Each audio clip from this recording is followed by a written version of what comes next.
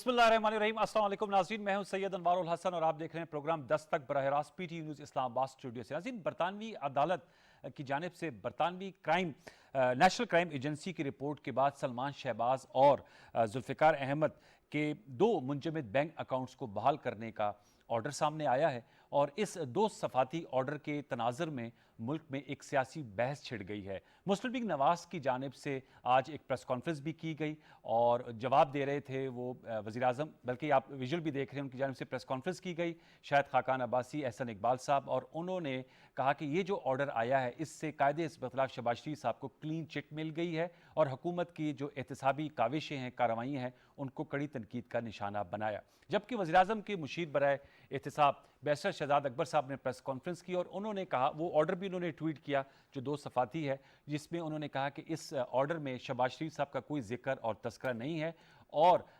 जो सलमान शहबाज हैं और जुल्फ़िकार साहब, उनके एक बैंक अकाउंट ट्रांजैक्शन पर जो मुंजमद कर दिए गए थे ब्रिटिश लॉ के तहत, उस पर एक फ़ैसला आया है।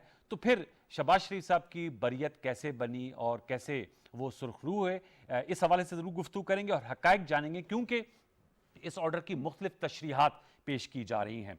फिर दूसरी जानिब आज वफाकी काबीना का इजलास हुआ। वज़ीर आज़म इमरान खान साहब की सरबराही में जो वफाकी काबीना के इजलास के जो अहम फैसले हैं उस पर ब्रीफिंग देते हुए वज़ीर इत्तलात फवाद चौधरी साहब ने बताया कि वफाकी काबीना को आई वोटिंग और इलेक्ट्रॉनिक वोटिंग मशीन के हवाले से ब्रीफिंग दी गई। उन्होंने कहा कि पार्लियामान में हुकूमत और अपोजिशन के दरमियान जो राब्ता हुआ है उसे खुशाइन करार दिया। साथ ही उन्होंने कहा प्राइम मिनिस्टर इमरान खान साहब ने डॉक्टर बाबर अवान जो वज़ीर आज़म के मुशीर बराए पार्लिमानी उमूर हैं और अली मोहम्मद खान साहब, इन्हें कहा है कि अपोजिशन से इन 2 अहम नुकात पर ज़रूर बातचीत का आगाज़ किया जाए और बातचीत की जाए। वो है ओवरसीज़ पाकिस्तानियों को हक़ राय दही देना, जो कि फवाद चौधरी साहब ने कहा 2023 के इलेक्शन में ज़रूर दिया जाएगा, क्योंकि वैसे भी ऑनेस्टली स्पीकिंग जो हमारे समुद्र पार पाकिस्तानी हैं उनकी बहुत कंट्रीब्यूशन है, specially in case of foreign remittances, जो तरसीलात ज़रब भी आ रही हैं और जो उनकी दिलचस्पी है, और साथ में इलेक्ट्रॉनिक वोटिंग मशीन और जॉइंट सेशन की भी बात की। तो इन 2 अहम मौज़ूआत पर आज हम ज़रा गुफ्तगू करेंगे, तफसीली गुफ्तगू करेंगे। उसके लिए जो मोअज़्ज़ज़ मेहमानों ने हमें ज्वाइन किया उनका तारुफ में हमसे करा देते हैं। हमें ज्वाइन कर रही हैं DSNG लिंक पर पाकिस्तान तहरीक इंसाफ से आपका ताल्लुक है, पार्लिमानी सेक्रेटरी हैं for planning and special initiatives Kamal Shozab साहब, आपका बहुत शुक्रिया कि आपने हमें वक्त दिया। स्टूडियोज़ में हमें ज्वाइन कर रहे हैं पाकिस्तान मुस्लिम लीग नवाज़ से आपका ताल्लुक है, सेनेट ऑफ पाकिस्तान के रुकन है सेनेटर डॉक्टर अफनानुल्लाह खान साहब, बहुत शुक्रिया डॉक्टर साहब कि आपने हमें वक्त दिया। PJ मीर साहब हमें स्काइप पर ज्वाइन कर रहे हैं लाहौर से, उनके भी हम बहुत शुक्रगुजार हैं। तीनों मेहमानों को फॉर्म वेलकम। हम कोशिश करेंगे कि दौरान गुफ्तगू लीगल ओपिनियन भी आपके सामने लेकर आएँ, क्योंकि ज़ाहिर बात है ये मामला ज़्यादा डील करता है लीगैलिटी से। गुफ्तगू का आगाज़ मैं कंवल साहबा आपसे करूँगा। कंवल साहबा, जैसे मैंने इब्तिदा में कहा और हमने विजुअल भी दिखाया, मुस्लिम लीग नवाज़ की जानिब से इसे एक विंडिकेशन करार दिया जा रहा है कि जो शरीफ फैमिली है उनके खिलाफ जो मनी लॉन्ड्रिंग के आप लोग बात कर रहे हैं या जो केसेस चल रहे हैं उससे उनकी बरियत हो गई, और शहबाज शरीफ साहब ने भी ट्वीट किया और उन्होंने कहा क्लीन चिट मिल गई है, किसी किस्म की मनी लॉन्ड्रिंग में इन्वॉल्व हुए, इसलिए ब्रिटिश क्राइम इन्वेस्टिगेशन एजेंसी ने उनके जो बेटे के बैंक अकाउंट्स हैं उन्हें बहाली का हुक्म जारी कर दिया। तो क्या कहेंगी आप लोग, एहतसाब होना जरूर चाहिए, लेकिन ये जो एक ऑर्डर आया है ये PMLN कह रही है ये उनकी इनोसेंस की को जाहिर करता है। बिस्मिल्लाहिर्रहमानिर्रहीम। थैंक यू वेरी मच अनवार साहब, PMLN ने जिस तरह पनामा के बाद मिठाइयाँ बांटी थी ना, और दिखा दिखा के मिठाइयाँ कैमरे में एक दूसरे को खिलाई थी, और फिर उसके बाद पूरी दुनिया ने देखा था मोहतरम नवाज शरीफ साहब रोते गए थे GT रोड पे, क्यों निकाला मुझे करते हुए, और सुप्रीम कोर्ट के 5 जजेस को उन्होंने कंट्रोवर्शियल बनाया, उनके खिलाफ हजरा सराई फरमाते रहे। इसी तरह ये अब एक बेतुकी सी बात को इन्होंने यहाँ पे इस तरह शो कर रहे हैं कि जैसे इनको जो है वो सर्टिफिकेट मिल गया है साफ़ सुथरे होने का, या पाकिस्तान में जो उन्होंने कार्रवाइयाँ की या दुनिया जहान में जो मनी लॉन्ड्रिंग करते रहे हैं या जो TTs लग के आती रही और अपने साइनों से लोकल बैंक में वसूल करते रहे हैं, जो फेक अकाउंट्स या फेक लोग जिसमें पापड़ वाला चीनी वाले वो सारे हजरात जो इन्वॉल्व रहे हैं, और जो 25 अरब रुपया जब हमजा शहबाज साहब से पूछा जाए तो उनकी याददाश्त ख़राब हो जाती है कि वो सारा कुछ जो है वो धुल गया।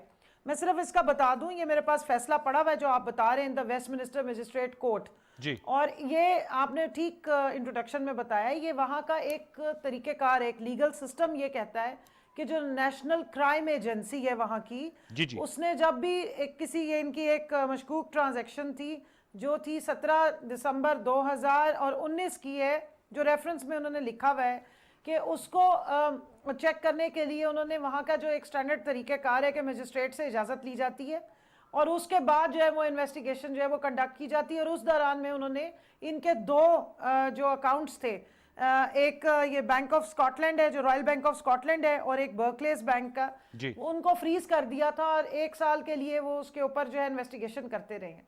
उसके बाद वो जब इन्वेस्टिगेशन से उनको वहाँ का एक स्टैंडर्ड जो तरीक़ेकार है, वो उनकी आपस की ट्रांजैक्शन थी, मोस्ट लाइकली शहबाज शरीफ साहब के अकाउंट से जो है उन्होंने कुछ बेचा था और अपने बेटे के अकाउंट से उन्होंने वो ट्रांजैक्शन की थी, या हमजा ये क्या कहते हैं सलमान शहबाज साहब ने की थी। उसके हिसाब से उनको अगर वहाँ की एजेंसी को उस एक स्पेसिफिक ट्रांजैक्शन पे कोई इतराज़ नहीं है, तो मुझे ये बताइएगा कि 2008 से लेके 2018 तक जो मोहतरम वज़ीर आला रहे और उस दौरान में उनके बेटे, उनकी बीवियाँ, बल्कि उनके दोनों बेटों ने जो जो उनके अकाउंट्स में पैसे आते रहे या जो यहाँ से जाते रहे, उनकी जब सोर्सेज पूछती है लोकल यहाँ की अदालतें या नैब पूछती है या FIA, तो उसका वो जवाब नहीं दे सकते। वो 2019 की एक ट्रांजैक्शन जो उन्होंने लंदन में ही की है या आपस में की है, उससे वो कैसे बरी जिम्मा हो सकते हैं? ठीक है, इसके यहाँ नुकता उठाया। कोर्ट में अगर केस चल रहा हो और दूसरी कोर्ट में दूसरा केस चल रहा हो, तो एक कोर्ट से अगर आप बरी हो जाए तो बाकी कोर्ट के केसेस आपको भुगतने पड़ते हैं। नहीं, वो तो ऑब्वियस है, कॉमन सेंस की बात जी वो तो ऑब्वियस है। मैं जरा इस पे पूछ लेता हूं कि ये अगर आपके ऊपर जी मैं इस पे और अगर ये फेक न्यूज का जो एक, या जिस तरह ये एक प्रोपेगेंडा करने की इनको आदत है, झूठ बोल बोल के और अजीब तरीके से एक मतलब झाग बनाई जाती है, उससे मेरे ख्याल में इज्तनाब बरतना चाहिए। चले उस पे आते हैं, जरा उस पे हम पीजे मीर साहब से मिलेंगे फेक न्यूज के हवाले से। जी कंवल साहब, फेक न्यूज का पीजे मीर साहब से पूछेंगे। एक जुमला सुन ले जी अगर वो हर चीज से बरी जिम्मा हो गए तो बड़ी अच्छी बात है, वो इधर भी अदालतों में आके अपनी तलाशी दे दे, सोर्सेज दे दे और बल्ले बल्ले करें, हम भी उनकी मिठाई खाएंगे। फिर चलें, आप भी मिठाई खाने के लिए तैयार है। मैं डॉक्टर साहब आपसे जानना चाहूंगा, जो कमल शोजब साहब ने नुक्ता उठाया, मैं आपसे सवाल ये कर देता हूँ। ये ऑर्डर आपने भी देखा होगा, आपने बरतानिया से तालीम भी की है माशाल्लाह, PhD किया हुआ इंफॉर्मेशन सिक्योरिटी में।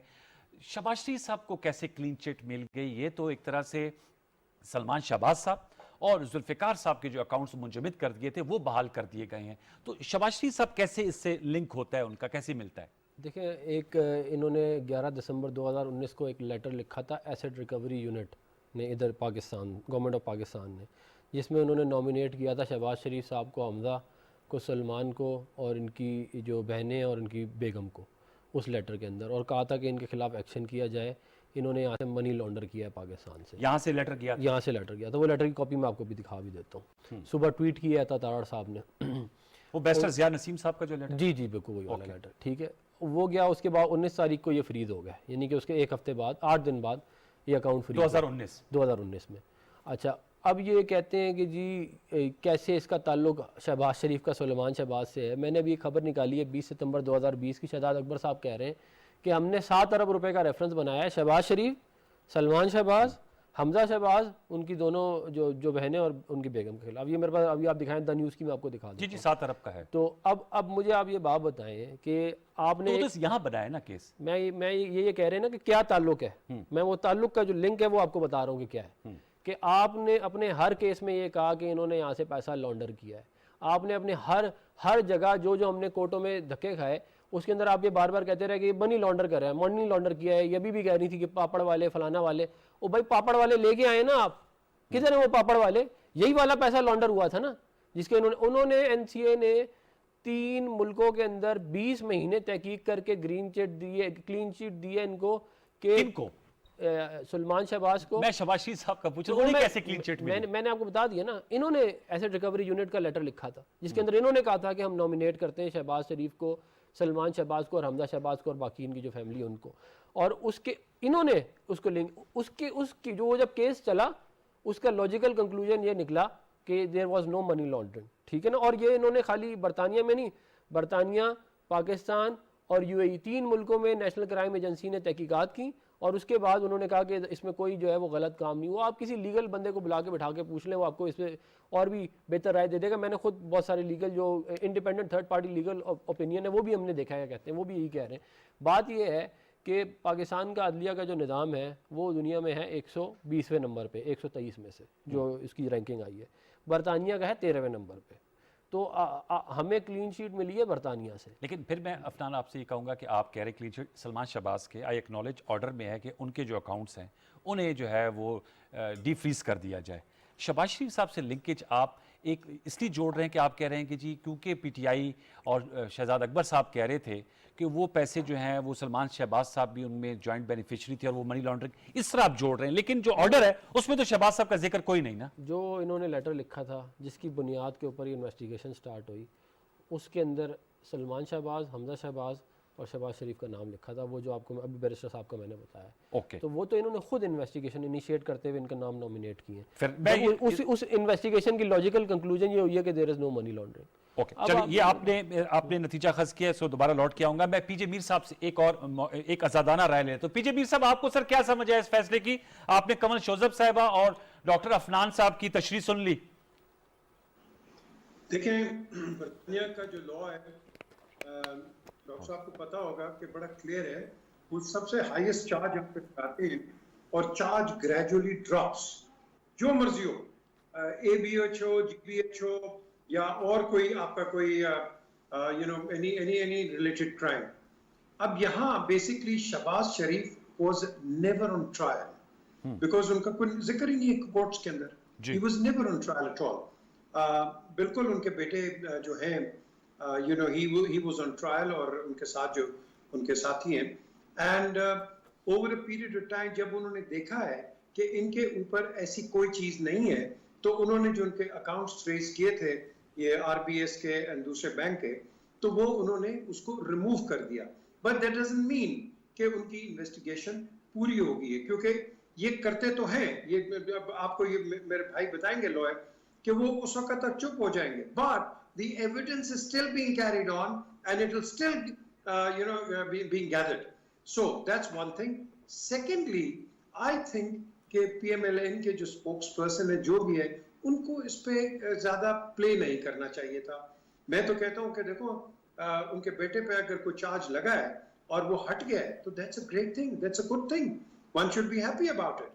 But इसको एक political रंग देना कि because the father has been acquitted, well the father was never on trial. At the end of the day, Shahbaz साहब ने तो खुद ट्वीट किया है। पीजे साहब, आप कह रहे हैं कि आप बिल्कुल ठीक कह रहे हैं, शहबाज शरीफ साहब का ट्रायल नहीं हो, लेकिन उन्होंने तो खुद ट्वीट किया है शहबाज साहब ने, और उन्होंने कहा है कि मैं जो है वो विंडिकेट हो गया हूं ब्रिटिश कोर्ट्स के थ्रू। अब वो जो बेसिकली बात कर रहे हैं, जो कि अभी लॉयर ने भी बताया है, वो उस ये डॉक्टर अफनान सेनेटर है, लॉयर नहीं है उनके सर, ये PMLN के सेनेटर हैं, सेनेटर। अब इनको पता होगा कि ऑब्वियसली किस कॉन्टेक्स्ट में वो बात कर रहे हैं। अब क्वेश्चन उठता है कि did this point need to be exploited? No, I don't think so. इसके ऊपर आप चुप रहो, आप बिकॉज आप और कंट्रोवर्सी गेन कर लोगे, बिकॉज जो एक आम आदमी है, अभी कोई बैरिस्टर हो या कोई लॉयर हो, वो तो इस पे अड़ जाएगा, वो कहेगा भाई वो तो ट्रायल पे थे नहीं शहबाज साहब, Shahbaz was never on trial, it was the son, and the son has been given a clean sheet and that's the end of the case. But इसको आप further आप करोगे तो I think it will only complicate things, और आपका जो viewer है, आपका जो supporter है, वो ज़्यादा confusion पे जाएगा. So I don't think it was necessary for all of this, because वो कहते हैं ना, it is a storm in a teacup which has been created. Okay, Kanwal साहब, मैं आपसे जानना चाहूँगा, डॉक्टर अफनान ने भी कहा और अता तारड़ साहब ने भी ट्वीट किया, वो मैंने भी देखा है कि जो बैरिस्टर ज़िया नसीम साहब हैं, जो एसेट रिकवरी यूनिट के मेंबर हैं, जो बैरिस्टर शहजाद अकबर साहब के तहत चल रहा है, उनकी जानिब से कॉरस्पॉन्डेंस हुई थी, और ये भी बात आ रही है, जो मैं PMLN के दीगर ज़ुमा को सुन रहा था, जिसकी मैंने हवाला भी दिया, शायद खाकान अब्बासी साहब, वो कह रहे थे कि जो NAB के डायरेक्टर है लाहौर के, उन्होंने भी मुलाकातें की थी बनफ्से नफीस। तो ये इनका आर्गूमेंट है कि ये इन्वेस्टिगेशन पाकिस्तान के कहने पे लॉन्च की गई थी, जबकि शहजाद अकबर साहब कहते हैं कि ये उन्होंने खुद ही इन ट्रांजैक्शन को मुश्तबे करार देकर इस पे अस खुद नोटिस लेकर कोर्ट ने शुरू किया था, बैंक की जानिब से कहा गया था।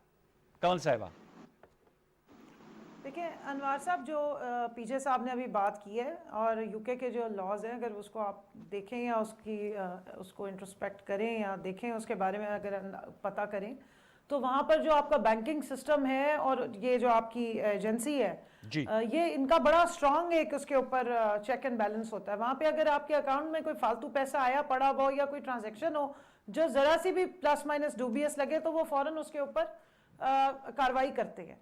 तो अभी जो पीजे मीर साहब ने कहा कि अगर इनको बेटे को साहबजादे को क्लीन चिट मिल गई, मैं उसको जरा थोड़ा सा क्लीन चिट के साथ ये लगा दूं, स्पेसिफिक ट्रांजैक्शन में सारे उसमें क्लीन चिट नहीं है कि जनाब ये जो कहते हैं 3 ममालिक में मुत्तहिदा अरब इमारात, पाकिस्तान और बरतानिया में इन्वेस्टिगेट किया गया, 20 माह फिर किस चीज के लगे कंवल साहबा, जो डॉक्टर अफनान कह रहे हैं एनसीए ने जो लगाए? जी ये तो उन्होंने एक ऑर्डर में बता दिया ना कि जो उन्होंने 2 सिर्फ अकाउंट्स उनके फ्रीज किए थे फॉर स्पेसिफिक ट्रांजिशन, और वो ट्रांजैक्शन हुई है बिटवीन मिस्टर जुल्फकार अहमद का जो अकाउंट था, और नाम नंबर भी दिया हुआ है अकाउंट का, और साथ में ये सलमान शहबाज साहब का नाम दिया हुआ है। ये जो ऑर्डर आया हुआ है इन दी वेस्टमिनिस्टर मजिस्ट्रेट कोर्ट। बाकी जो अदालत में तो केस नहीं चला, मैंने आपको पहले जिस तरह बताया कि उनका स्टैंडर्ड एक तरीकेकार ये है कि जब उनकी ये नेशनल क्राइम एजेंसी ने कोई इन्वेस्टिगेशन करनी होती है तो मजिस्ट्रेट की अदालत से उसका वो जाके परमिशन लेते हैं, और उसी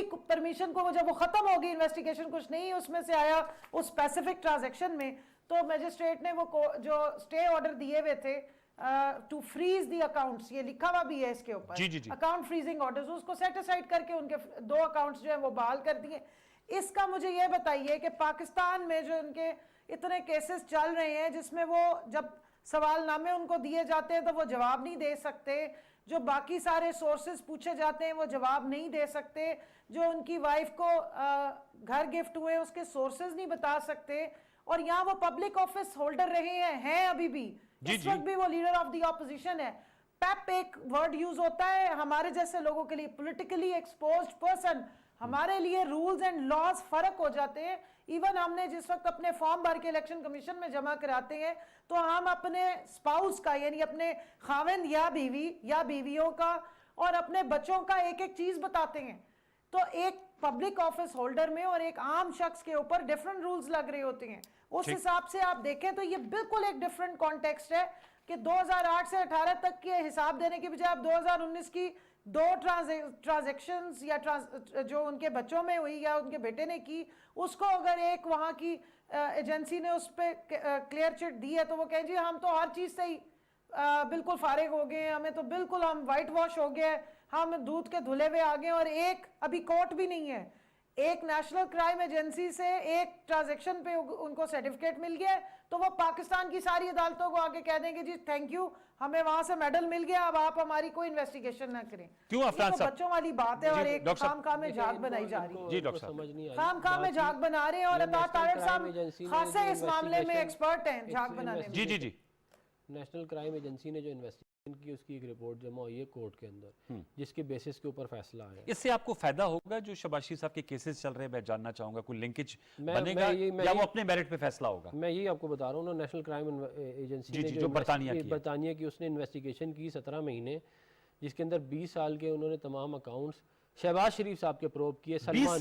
20 साल के सलमान के, शहबाज। ये आपको कैसे पता चला कि शहबाज शरीफ साहब के 20 साल के? नेशनल क्राइम एजेंसी की जो रिपोर्ट आप देख लेना, जो पूरी इसकी वो आई है, वो आप पढ़ेंगे, कहते हैं उसके अंदर ये वाली बात लिखी हुई, अगर आप कहते हैं तो आप खोल के पढ़ के बता 20 इयर्स जो शहबाज शरीफ साहब के अकाउंट्स उन्होंने जांच पड़ताल की। NCA submitted the investigation report to Westminster Court in which it said that Shahbaz and his son were not involved in money laundering practices in Pakistan, Dubai and the UK. The NCA has initiated the probe after Asset Recovery Unit had shared evidence with the UK crime agency.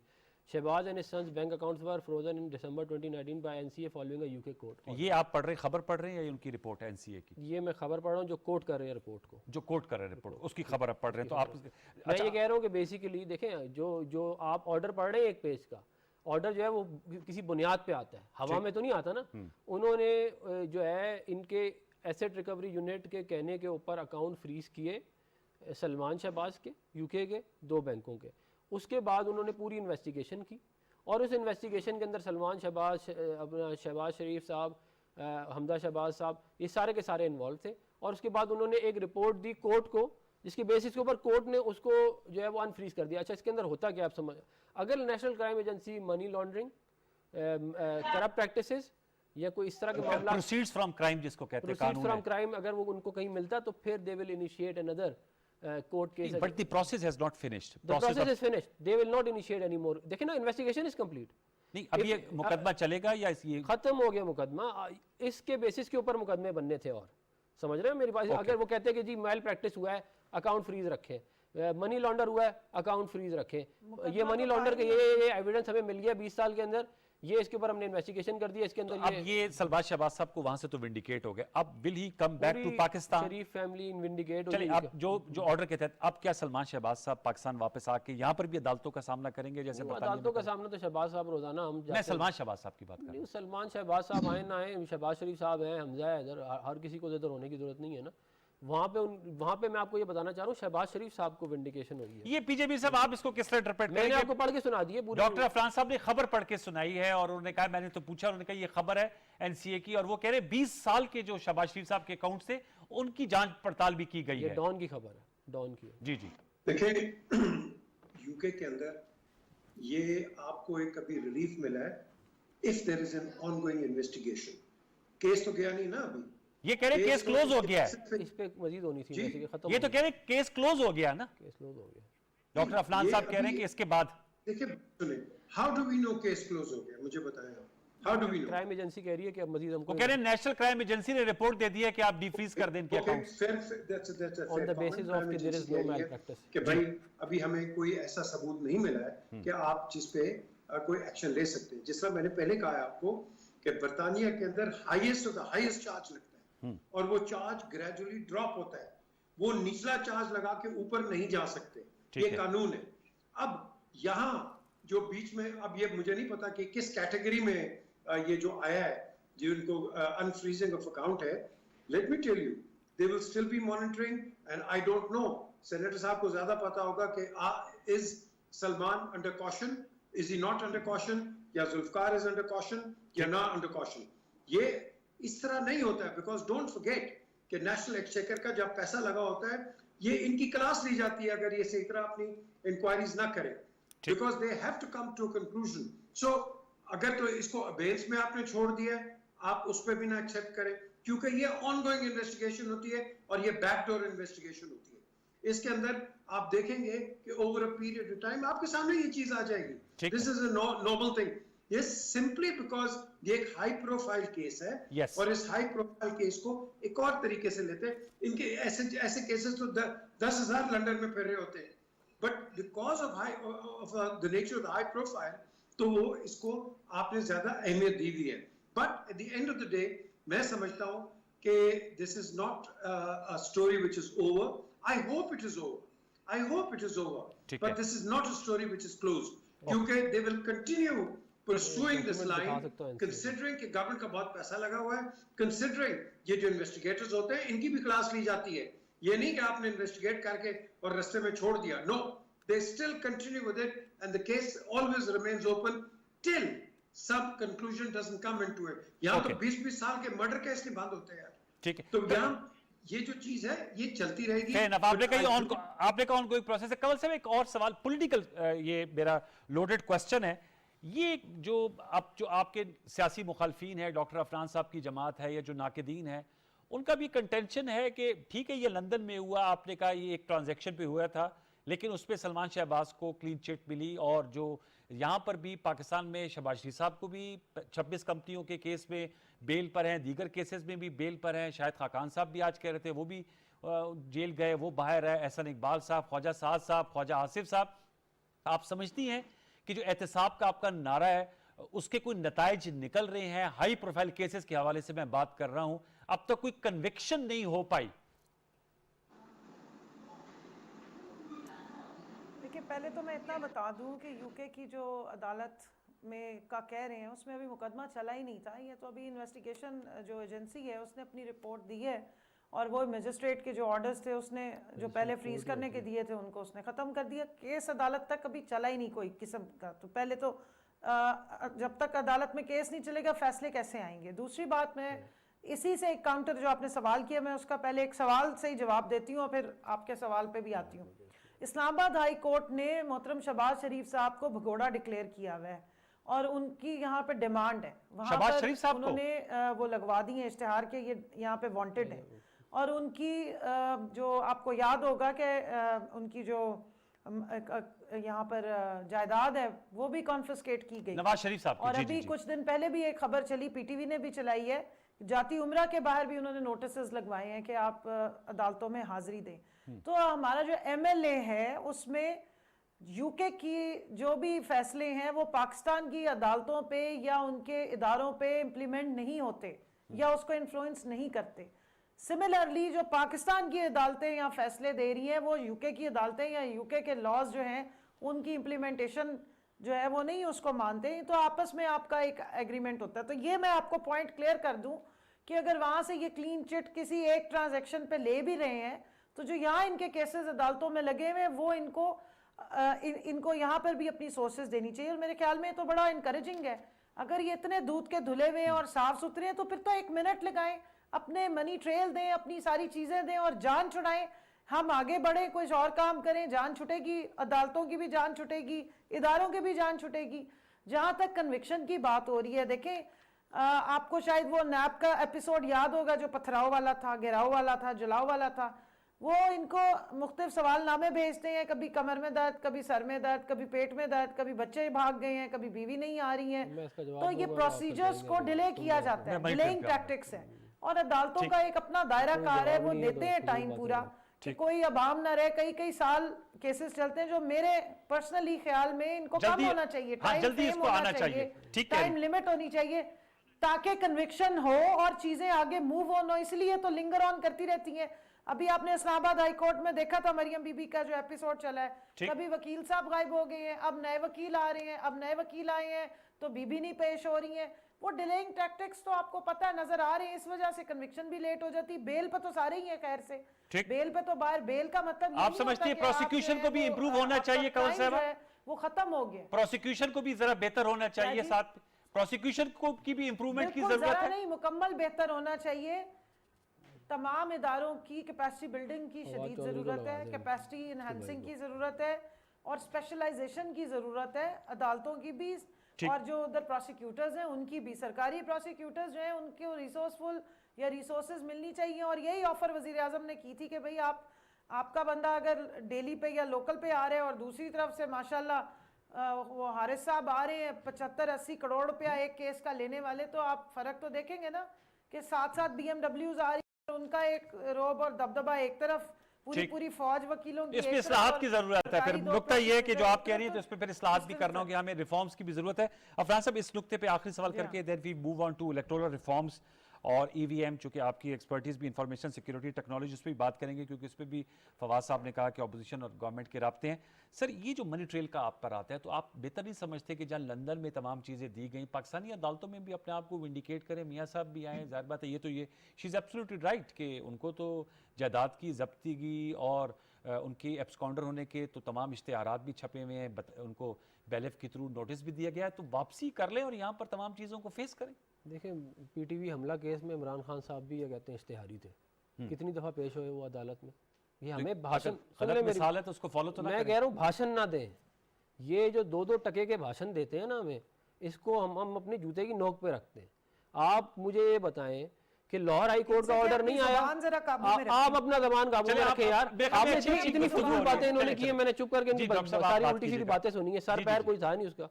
मैं ये कह रहा हूँ कि क्या Lahore high court ने फैसला नहीं दिया कि कोई हमें एविडेंस नहीं मिला नैब की तरफ से या FIA की तरफ से मनी लॉन्ड्रिंग का?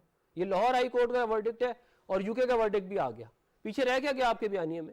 बात ये है कि आइंस्टाइन ने कहा था कि जो यूनिवर्स है ना वो और स्टुपिडिटी जो है ना दे आर इनफिनिट। अब वो बाहर रहकर अपने मुकदमात में कोई इलाज नहीं है दुनिया में। मैं ये सवाल कर रहा हूँ, आपने कहा लाहौर हाई कोर्ट का जब फैसला भी आ गया तो फिर क्या रुकावट हाइल है? फिर तो मैं कह रहा हूँ, देखिए पॉलिटिकली सलमान शहबाज साहब भी और नवाज शरीफ साहब भी पॉलिटिकली मोटिवेटेड केसेस हैं।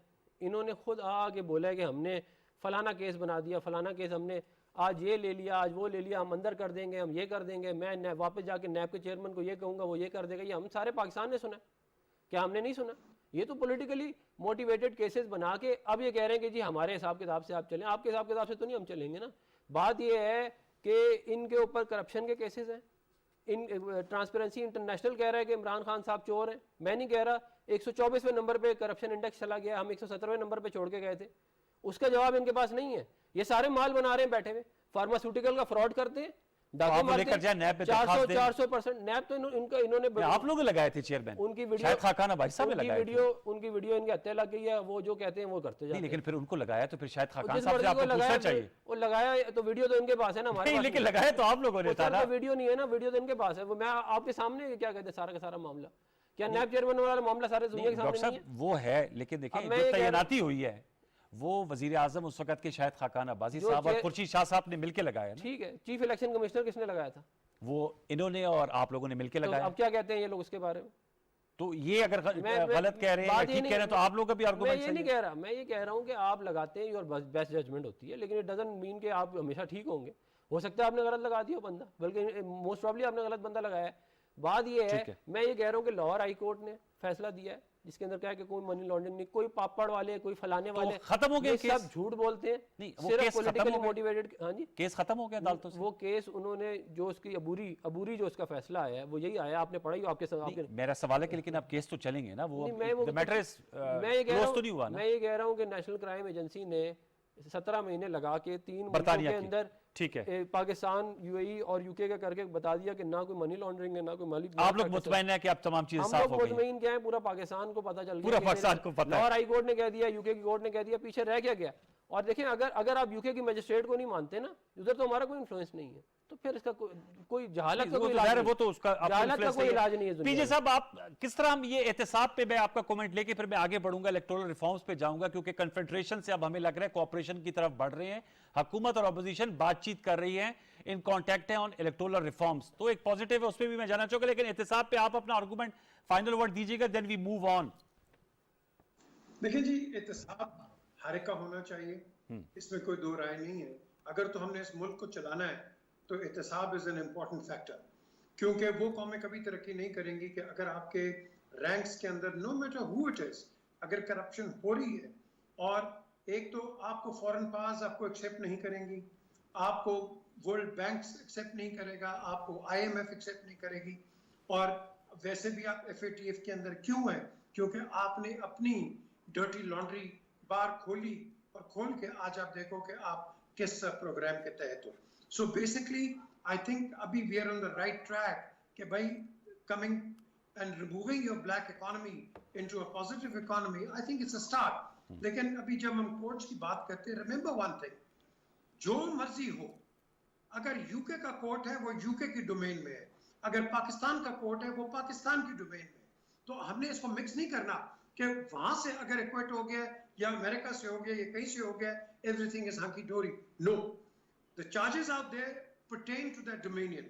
The charges, no matter किसके साथ है, government के हो, opposition के हो, the charges which remain here, they will be dead under the laws of Pakistan, and that is what needs to be clarified. ये नहीं कि जी किसी ने कह दिया तो ये हो गया, no, इस तरह नहीं होता है। हमें बिल्कुल सच्ची बात करनी चाहिए, और सच्ची बात यही है कि you have to accept the facts. अब आगे आती है कि आगे आपने क्या करना है। अगर आप मिलजुल के काम नहीं करेंगे, रिमेंबर वन थिंग, ये पूरी हमारा पॉलिटिकल इंफ्रास्ट्रक्चर अपनी सर्वाइवल पे लगा हुआ है कि हाँ जी मैं ठीक हूँ, आप गलत हो, आप गलत हो, मैं ठीक हूँ। आपने ना गवर्नमेंट को, इस वक्त मैं ऑपोजिशन को कहूंगा, खुदा के लिए गवर्नमेंट को काम करने दो, क्योंकि you are a government in waiting. अगर आप इनको काम नहीं करने दोगे, you will not survive 6 months। But यही नवाज शरीफ ने कहा था उस वक्त जब ये 2013 का मैनिफेस्टो दे रहा था, मैं तो पीछे जा रहा था, वो कह रहे मैंने तो समझ नहीं आती मैं हुकूमत लवा या ना लवा, पीपल्स पार्टी में तो बेड़ा गर्क करता है। द क्वेश्चन इज, ये द पॉइंट, अगर आप पिछली हुकूमतों को या जो इनकम्बेंट गवर्नमेंट्स है इनको नहीं चलने दोगे, you will not get anything. You will the moment you get, क्योंकि लोगों ने तो आपको देना फ्रस्ट्रेशन का वो। ठीक है, अब तो सर वैसे तय हो गया ना 2023 में इंशाल्लाह इलेक्शन होंगे और उसके लिए इस्लाहत भी करें। जरा शॉर्ट सुन लेते हैं, फवाद चौधरी साहब ने आज जो काबीना की ब्रीफिंग के बाद इलेक्टोरल रिफॉर्म्स पे गुफ्तगू की, उसको जरा सुनते, उसके बाद गुफ्तगू आगे बढ़ाते। जी जरा दिखाइएगा। पोजीशन के साथ वज़ीर आज़म साहब ने आज जो हिदायत की है जो डॉक्टर बाबर अवान साहब को और अली मोहम्मद ख़ान साहब और जो हमारे पार्लिमान को लोग जो देखते हैं कि आप इन दो अमूर को बुनियादी मामले के तौर के ऊपर अपोजिशन से डिस्कस करें। ओवरसीज़ पाकिस्तानीज़ को वोट का हक देना एक लाजमी हिस्सा होगा इंतखाबी इस्लाहात का, ये बात बिल्कुल तय है। इलेक्टोरल रिफॉर्म्स के लिए हम अपोजिशन के साथ बातचीत का खैर मकदम करते हैं, लेकिन ये बातचीत वक्त ज़ाया करने के लिए और टाइम गेन करने के लिए नहीं होनी चाहिए। ये बातचीत जो है वो मामलात को आगे बढ़ाने के लिए होनी चाहिए, और हम समझते हैं कि इन मामलात को कंक्लूड करना चाहिए। लिहाजा हम एक तरफ तो जॉइंट सेशन को कॉल करेंगे और अपना एजेंडा जो है वो जॉइंट सेशन में ले जाने के लिए भी जो है वो हम पूरी तरह तैयार हैं, और अपोजिशन से मुज़ाकरात के लिए भी हम तैयार हैं। जी, ये आपने गुफ्तगू सुनी। स्टार्ट करेंगे पहले ओवरसीज पाकिस्तानियों के वोट का हक। चूंकि फवाद साहब ने बात की है तो कंवल साहब आपकी इजाजत से डॉक्टर अफरान साहब से पहले कमेंट लेते हैं, क्योंकि ये अपोजिशन में है। ओवरसीज पाकिस्तानी को वोट का हक, आप PMLN की इस पे क्या पोजीशन है? इस पे हुकूमत इंगेज करना चाह रही है? आप समझते हैं जो एक्सपर्ट कम्युनिटी है उनको वोटिंग राइट मिलना चाहिए? देखें, जो एक्सपर्ट कम्युनिटी है उनके पास वोटिंग का राइट है थ्रू बैलेट इस वक्त, ठीक है ना। हम अगर ये प्रपोज करते हैं कोई अमेंडमेंट जिसके अंदर हम उन्हें कोई स्पेशल सीट्स दे दें 4-5 नेशनल असम्बली की और 2 सेनेट की, और उसके अंदर कोई जोन्स बना के इलेक्शन कराना चाहें, तो वो उस एडवाइस के लिए हम ओपन है। लेकिन हम किसी जो आई वोटिंग वाला जो ऑनलाइन सिस्टम है उसको हम इसलिए सपोर्ट नहीं करेंगे क्योंकि मिनिस्ट्री ऑफ IT को इस हुकूमत के जो मिनिस्टर हैं उन्होंने अमीनुल हक साहब थर्ड पार्टी ऑडिट कराया था मिनसेट, एक स्पेनिश फर्म है, उसके थ्रू, और उसने ये कहा कि जो आई वोटिंग का सिस्टम पाकिस्तान के अंदर ये लेके आ रहे हैं वो इस काबिल नहीं है कि वो उसको इस्तेमाल किया जाए। और उन्होंने इसके अलावा उसके अंदर बहुत सारे मसाइल बताए, जिसके अंदर एनोनिमिटी था, इंफॉर्मेशन सिक्योरिटी के, कॉन्फिडेंशियलिटी के इशू थे, आपके वोट इंटेग्रिटी के इशू थे, फिर आपका जो स्टोरेज है उसके डेटा का जो सिक्योरिटी है उसके इशू से, उसकी पूरी बहुत बड़ी रिपोर्ट है जो मैंने खुद पढ़ी है। तो वो वेलकम कोई भी पढ़ सकता है, क्या कहते हैं, वो अवेलेबल है। और उसके ये आई वोटिंग की बात है खाली इस वक्त तक। हम इन प्रिंसिपल इस बात पे जरूर एग्री कर सकते हैं ओवरसीज को वोटिंग हाँ, राइट, लेकिन कोई मैकेनिज्म डेवलप कर लें, मैकेनिज्म बना लें। But you are open for discussion on हाँ, लेकिन हम आई वोटिंग को for overseas for overseas Pakistan, लेकिन हम आई वोटिंग सिस्टम जो कि ये लोग प्रपोज कर रहे हैं उसको हम इस सूरत में हम क्या, वो जो आपने जो उसका ऑडिट कराया है वो भी कह रहे हैं कि इस काबिल नहीं है कि इसको इस्तेमाल किया जाए। कंवल साहब, आप इस हवाले से क्या कहेंगे? ओवरसीज पाकिस्तानियों को वोट देने का हक के तो PMLN और मेरे ख्याल में पीपल्स पार्टी भी इसके हक में है, लेकिन आई वोटिंग पर इनको एतराज़ात है और बता रहे हैं कि जो वजारत IT उन्होंने कोई रिपोर्ट करवाई थी, अमीनुल हक साहब जिसके वजीर हैं, उन्होंने कहा था इसकी कॉन्फिडेंशियलिटी जो है, कॉन्फिडेंशियलिटी, उस पर गालिबन कुछ इतराज़ात थे और दीगर ऐसे मामला थे। क्या कहेंगी आप? देखिए जी, जो मुझे जहाँ तक मेरी मेमोरी काम करी है, 2-3 महीने पहले जब ये डिबेट सारी स्टार्ट हो रही थी तो उस वक्त तो क्लियरली इन्होंने ओवरसीज़ पाकिस्तानीज़ को जो राइट है कि वोट, वो डिनाई कर दिया था कि इसको हम नहीं मानेंगे चाहे कुछ भी हो जाए। बट अगर ये कह रहे हैं कि हम इस पे बात करने के लिए राज़ी हैं, तो फिर बात करने के टाइम पे देखा जाएगा कि कौन सी चीज़ पे ये राज़ी होते हैं और कौन से पे नहीं होते। देखिए, मैकेनिज़म्स तो बहुत IT बहुत एडवांस भी हो गई है पाकिस्तान में, हर तरह की IT के फंक्शंस चल रहे हैं। प्राइवेट सेक्टर में IT का बहुत ट्रांसपेरेंट निज़ाम है, प्राइवेट सेक्टर भी, दूसरे भी बहुत इस्तेमाल कर रहे हैं।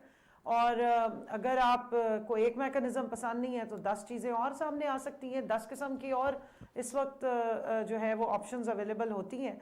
उसमें तो कभी भी आपने बेहतरी लानी हो किसी भी मैकेनिज्म में, IT तो इस तरह ऑन गोइंग है कि घंटों और मिनटों के हिसाब से उसमें प्रोग्रेस हो रही है और बेहतरीन सॉफ्टवेयर्स भी आ रहे हैं, बेहतरीन मैकेनिज्म भी आ रहे हैं। तो जो बेस्ट मैकेनिज्म पूरी दुनिया में अवेलेबल होगा उस पर बात की जा सकती है। वो फवाद चौधरी साहब ने भी आज जो इनको वेलकम किया है वो यही है कि जब इनके पार्लियामेंट्री लीडर्स बैठेंगे, डिस्कशन भी होगी, IT के एक्सपर्ट्स को भी बुलाया जाएगा, और अगर कोई इनके ज़हन में मैकेनिज्म है, ज़ाहिर है इतने साल ये हुकूमतें करते रहे, इतने माशाल्लाह अक्ले कुल भी हैं, हर चीज़ को इन्होंने बड़ा करीब से देखा भी है। ये 2017 का एक्ट जब बन रहा था उस वक्त भी EVM और ये इस सारी बात, इस पर डिस्कशन भी हुई थी। ये 103 नंबर मैंने रखा हुआ है अपने पास जी संभाल के। इसके एक सेक्शन 103 में ये सारी बात लिखी हुई है कि EVM का भी इस्तेमाल होगा और इसमें हम बायोमेट्रिक वेरिफिकेशन को भी करेंगे। इसके अलावा आपको याद होगा चार्टर ऑफ डेमोक्रेसी जो है COD साइन हुआ था 2006 में, उसकी भी 23वीं शिक में इन्होंने माना था कि इलेक्टोरल रिफॉर्म्स हम लेकर आएंगे।